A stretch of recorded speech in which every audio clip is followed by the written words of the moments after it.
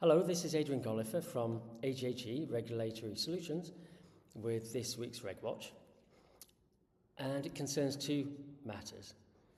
Firstly, a compensation scheme for motor finance customers who were treated unfairly, and secondly, the Regulatory Priorities Report for the insurance sector, as we mentioned on last week's Reg Watch.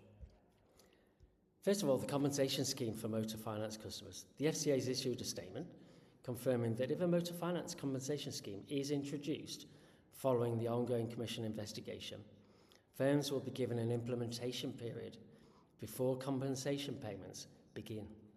And it's an important signal from the regulator because it suggests that the FCA recognises the complexity of a large-scale remediation piece, and firms may need time to identify affected customers, analyse historic agreements, calculate redress, and build payment processes. Final decisions on the scheme haven't been made yet, but to help firms prepare and ensure consumers get any money owed promptly, the FCA set out some details now on how it intends to streamline the consumer journey and make it smoother for firms to operate. But the message for firms is clear. Preparation should already be underway.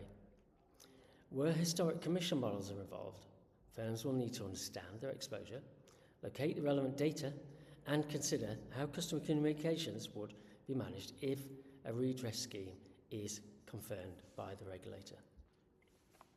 Secondly, the Regulatory Priorities Report for the insurance sector. As we mentioned last week, the FCA has also published its new Regulatory Priorities Report for this sector, and this replaces the traditional portfolio letters that we used to see. So the Regulatory Priorities Report is intended to provide a clearer, consolidated view of the FCA's supervisory focus.